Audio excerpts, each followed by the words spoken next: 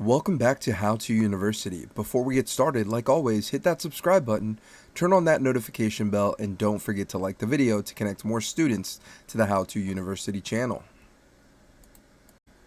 In today's video, we're going to teach you how to add a location to a tweet. So once you're on the desktop or on mobile, all you're going to do is head over to tweet. You're going to say, having fun learning new skills. Now, once you've done this, all you have to do is hover over all the way over to the tag location section. Here is going to pop up on the desktop to add the location. So we're going to hit allow. And right here it's going to go ahead and give you different places that you can add. So let's say that I wanted to tag that I was in Los Angeles.